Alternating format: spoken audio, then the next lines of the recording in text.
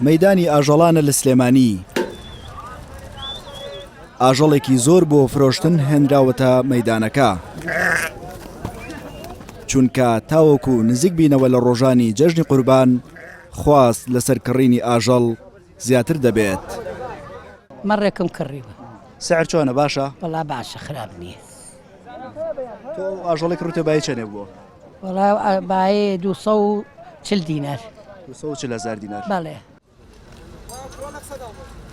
لە مەیدانی ئاژەڵان جگە لە مەڕی کوردی، مەڕی سووری و ئێرانی هاوردە کراون، بەڵام خواستی زیاتر لەسەر مەڕی کوردی و ئێرانیە. چەکی باش لە دەوری 500,000 مەڕ لە دەوری 4 سەکەمە 4,000 لەو دەورە، بەرانیش لە دەوری 4.5 و 4,600 ئەوانەیە. ئەمە کوردێکە ئاچی شتە تێک زرە لە ناوخۆدا، بەزی دەخۆک نییە لێرەش، خەڵکە زۆرە، خێرکەرەکە زۆرە، بەش ناگەی ناوخۆ.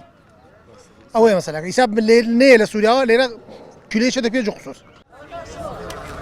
ئەو ئاژەڵانەی لە ئیسلامدا بۆ قوربانیکردن شیاون، ڕەشەوڵاخ و حوشتر بۆ 7 کەس و ئاژەڵی بچووک بۆ 1 کەسە.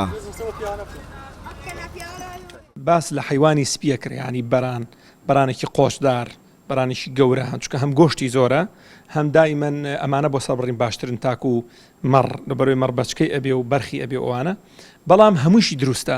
لەبەرەوە باشترین حیوانێکی سپی، بەرانێکی سپی شاخدارە کە بۆ کەسێکە کرد. قوربانیکردن سنەتی پێغەمبەری ئیسلامە و داوای کردووە مسلمانان لە ژیانیاندا لانی کەم ئاژەڵێک بکەنە قوربانی، ئەوەش وەک وەبیرهێنانەوە بۆ چیرۆکی پێغەمبەر ئیسماعیل و پێغەمبەر ئیبراهیمی باوکی کە لە بری ئەوەی ئیسماعیل سەر ببڕدرێت خوای گەورە بەرانێکی بۆ نارد تا بیکاتە قوربانی. ئەم ئاژەڵانی کە لێرەن چێوارەکان بە مەبەستی فرۆشتن و بۆ دەستکەوتنی قازانج لێرەدا ناون تاوەکو هاوڵاتیان بکڕن، بەڵام هاوڵاتیان چاویان لە قازانجێکی گەورەترە، چونکە دەیانەوێ بە کڕینی هەر ئاژەڵێک قوربانی بکەن و خێرێکی نەبڕاوەیان دەست بکەوێت. گۆران لوقمان، NRT سلێمانی.